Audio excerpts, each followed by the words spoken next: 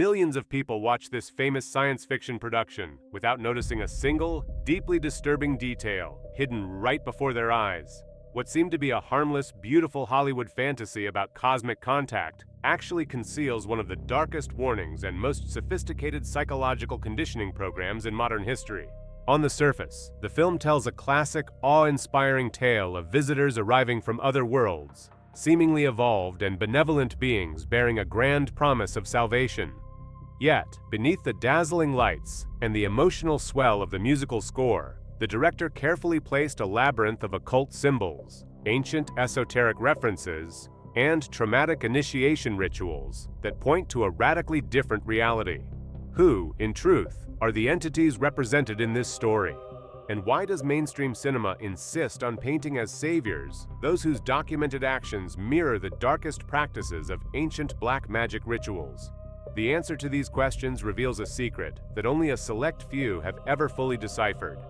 Before we unlock the disturbing secrets hidden within this cinematic masterpiece, subscribe to the channel and turn on notifications. Here, we investigate the deep mysteries that most people ignore. To comprehend the true meaning of the message projected onto the screen, one must first decode the animal figures that surround the manifestations of these interdimensional entities. Long before any spacecraft or biological alien is revealed, the forest and the bedrooms are populated by highly specific, repeating symbols. The first of these is the stag, also represented as a deer or elk. In European esoteric traditions and ancient mythology, the stag carries an immense symbolic weight associated with rebirth, immortality, and perpetual renewal. This connection stems from its antlers, which fall off and regrow every year, mirroring the infinite cycle of death and resurrection. Yet, its primary mythological role is that of a spiritual guide, a messenger from the other world that serves as a bridge between the realm of mortals and the kingdom of the gods. The stag appears at thresholds, on the edges of deep forests, where the visible world meets the invisible. In Celtic lore and the ancient Wiccan tradition, this archetype is personified by Cernunnos, the horned god associated with interdimensional gateways and the boundary between life and death.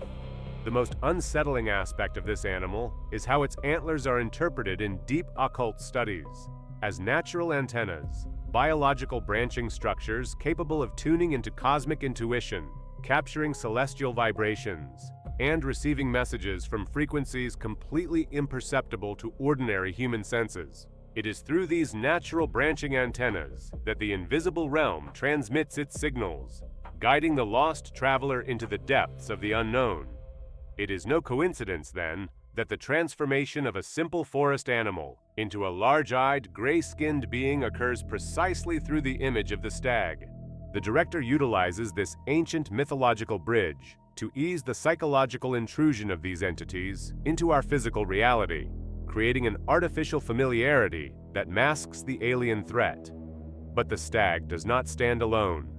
In the bedroom of one of the main characters, a small lamp sits adorned with miniature red birds.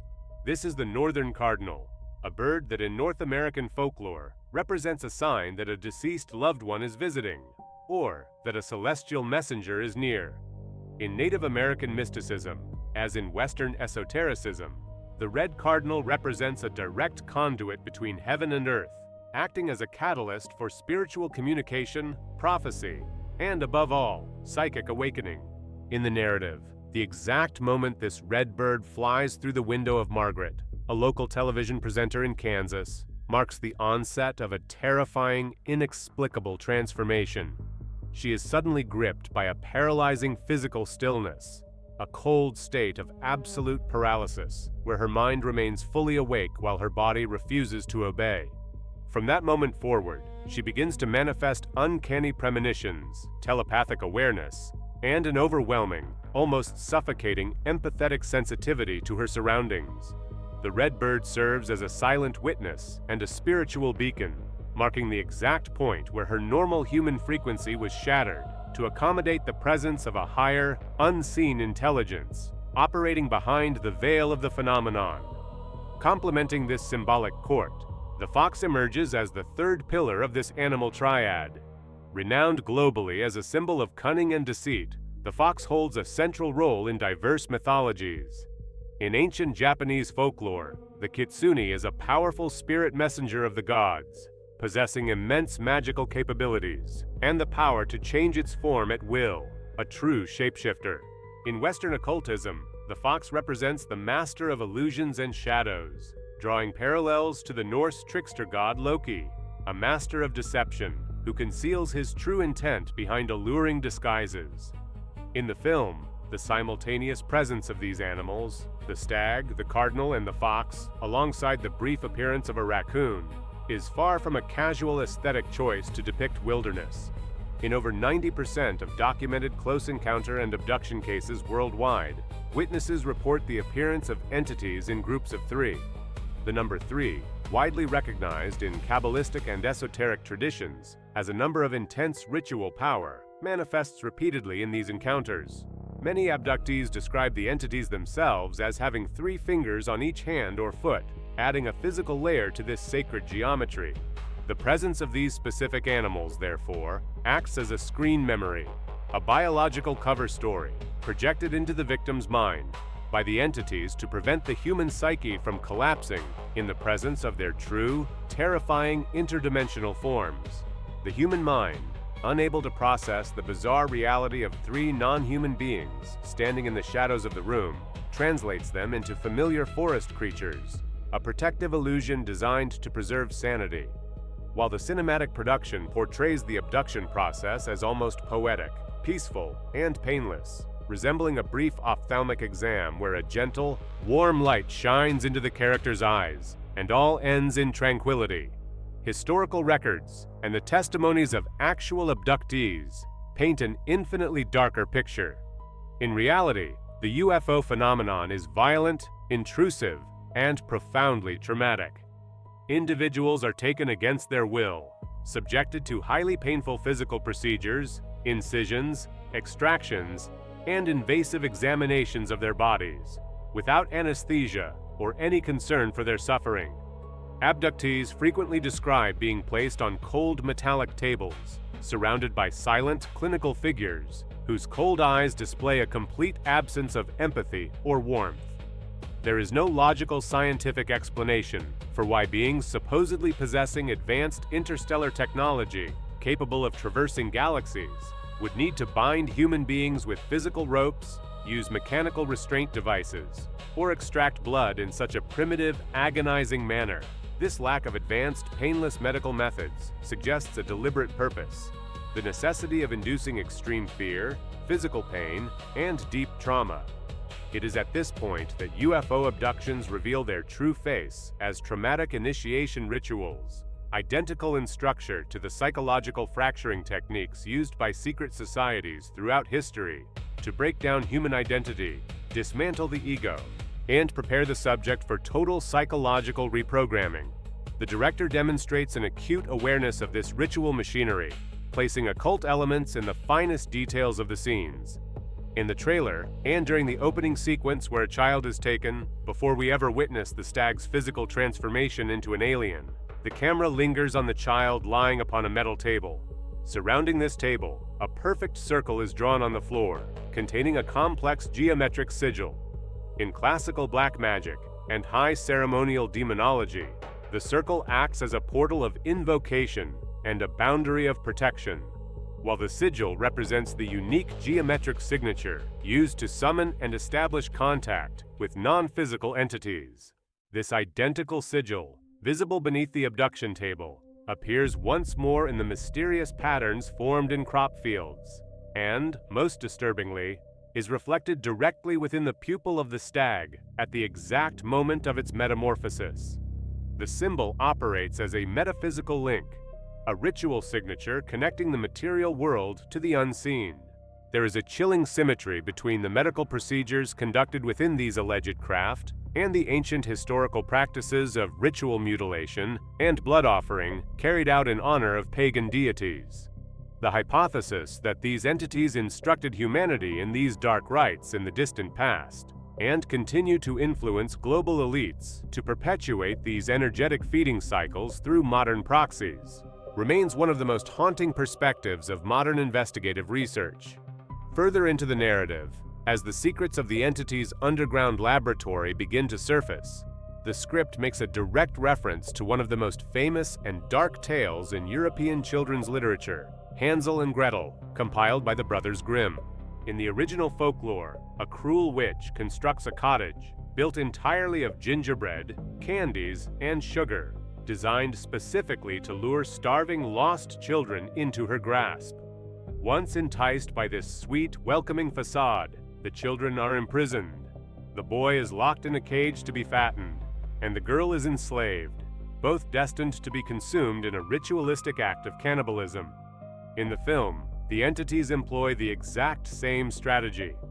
They project the interior of their craft and biological laboratories to appear as warm, cozy, familiar homes, decorated with vintage toys and comforting, soft colors, mimicking the gingerbread cottage to disarm the minds of abducted children.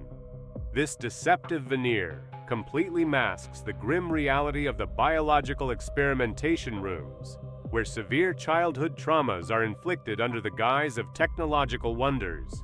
The child is led to believe they are in a safe haven, while their life force and genetic material are systematically harvested. This metaphorical screen choice takes on a highly sinister dimension when analyzed alongside the behind-the-scenes realities of Hollywood and the allegations surrounding global power elites. Declassified documents and high-profile investigations have repeatedly detailed the existence of underground networks of child exploitation and abuse, maintained by highly influential figures within the entertainment industry and global politics.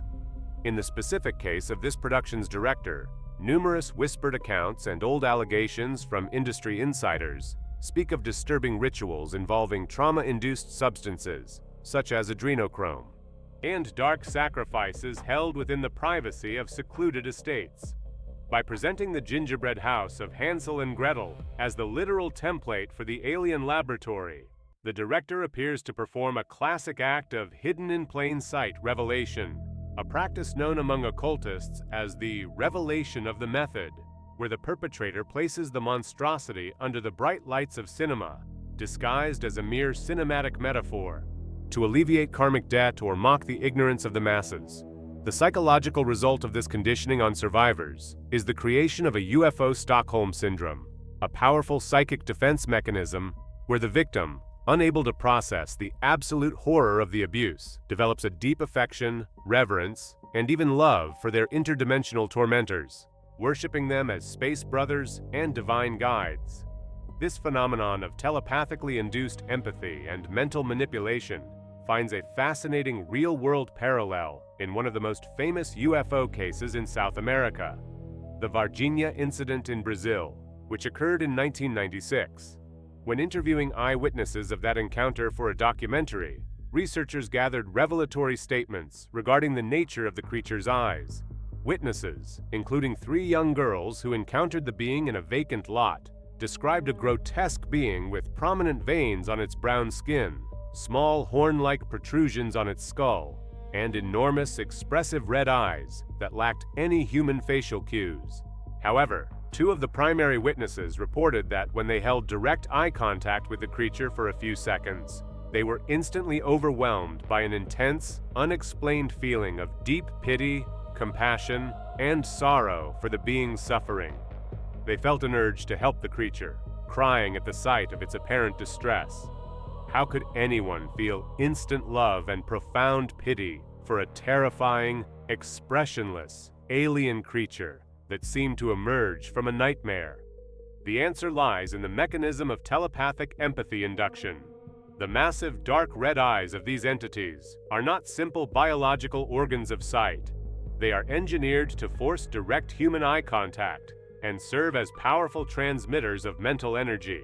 Once this visual bridge is established, the entity projects a simulated emotional state directly into the witness's mind, overriding their survival instincts and transforming natural terror into an illusion of benevolent spiritual connection. The director's influence within the highest echelons of global power is no closely guarded secret. His close relationships with the Pentagon and United States national security agencies span decades of cinematic productions, funded, advised, or supervised by the Department of Defense. For years, rumors circulated within UFO research circles that this film would include authentic, highly classified military footage of historic close encounters, such as the Roswell incident of 1947. Although the scenes in the final cut appear to be meticulous cinematic recreations on period film, depicting military personnel operating on a creature on a metal table and a disc-shaped craft buried in the desert, the technical precision of these details suggests the director had unprecedented access to highly sensitive, restricted archives. One of the most intriguing stories in American folklore involves former President Richard Nixon, who allegedly invited a famous comedian and UFO enthusiast, Jackie Gleason, to a secure military installation in Florida, Homestead Air Force Base, where he personally opened cryogenic chambers containing the preserved bodies of non-human crash survivors.